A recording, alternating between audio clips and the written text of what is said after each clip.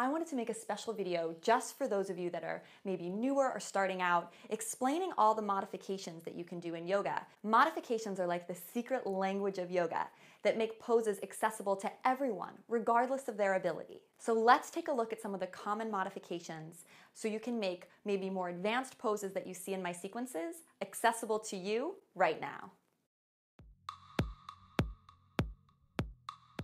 So a pose like side plank you can modify by keeping the lower knee on the ground throughout the whole plank.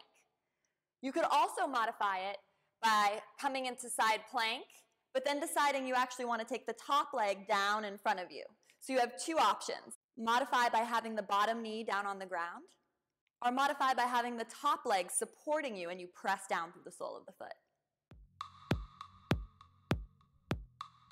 High lunge is something you'll see me doing in all my classes. But high lunge can always be modified by taking the back knee to the ground, just like so. You can also opt to have the hands on the hips instead of the hands up high for more stability and support. Say we're in a high lunge coming into a twist in prayer. This is something you can also do by just coming down onto the back knee and working your twist right from here. Another thing I love to do is to do side stretches while you're in the lunge. I usually instruct to take the hand to the hip or the hand to the floor while you reach the other arm up and over. But the reality is you can use a block to make this pose a lot more accessible.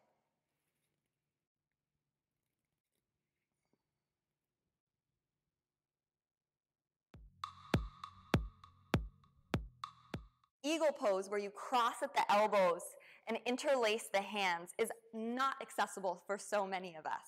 So I like to suggest in eagle pose to just get as close as you can, or to just hug your back. So moving the fingers into or towards the shoulder blade if you can, and then drawing the shoulders down and back.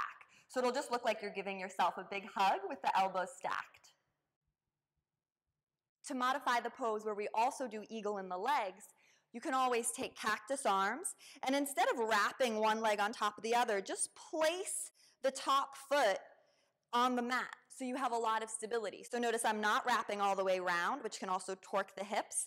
I'm just staying right here.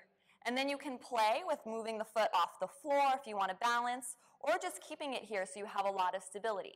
Remember, every balancing pose, you can also use the wall to help you. If you have any wrist issues, coming down onto your forearms is always a really great way to modify. You can always take forearm plank instead of regular plank, and you can also use forearm side plank in order to not strain the wrist. Child's pose, you can use a cushion underneath your seat for more support to get you more lift, and then use a block or some books to rest your forehead. It's really nice to have the forehead connecting and grounding into something solid. So if you can't reach the floor, just bring the floor to you through blocks or books.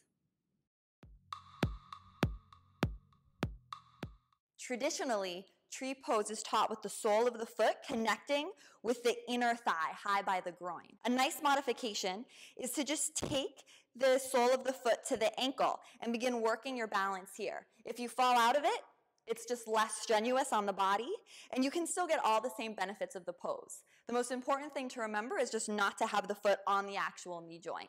So modify right here, or always use a wall for support. One of the most challenging things about a lot of classes is the action of kicking and lifting the leg and stepping it through into warrior two or high lunge or whatever pose that we're doing. If this is just too advanced for you, you can always be on all fours, and then you can just step the leg up. So if I'm instructing, to raise the leg and bring the knee to the nose, you can do this in all fours, right? And just have a lot more stability. So very easy to do this and modify, and then step the leg through, or to even help the leg up by using your hand. So this becomes this.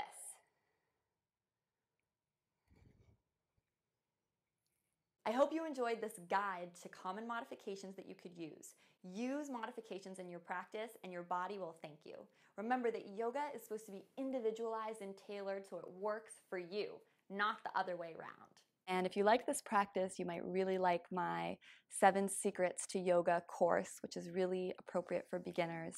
There's a link to it right below this video. I'm looking forward to getting your feedback and your questions in the comments below. Make sure to share this video with a friend, like if you enjoyed, and of course, subscribe to my channel if you haven't already. From my heart to yours, namaste.